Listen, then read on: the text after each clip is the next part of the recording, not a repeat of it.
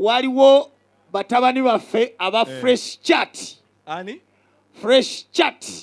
Bakola bino bichati abaana kubasomera. Bafumba kachayi. Bafumba bakamula akachungwa kano bwedda kemunywa. Director ye Buwembo. Atakwata sente ye Zahara. Nabo baana ba mu nyumba muno. Kiriza bayina ke batekedde abagole. Wamma kale mukabatwalire.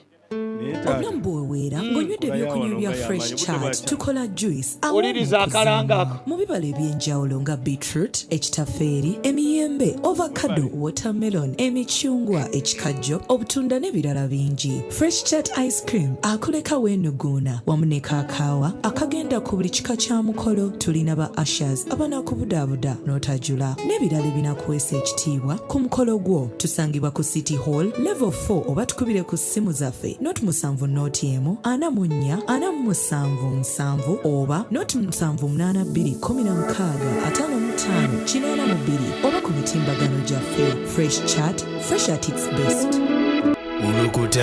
She's greater than her problems, light as a feather on a sunny day. She is brighter than tomorrow, powerful as a joy that she gives away. She could stand against an army, armed with a smile and her tactics of kindness, wisdom and strength and purity.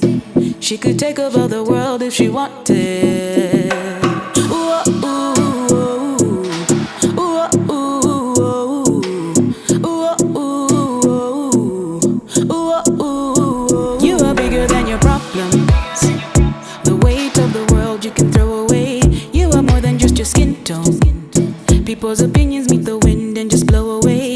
You can stand against an army, leave them beaten with the beautiful things you say. You are the meaning of true beauty, because you shine when the camera is turned away. Yeah.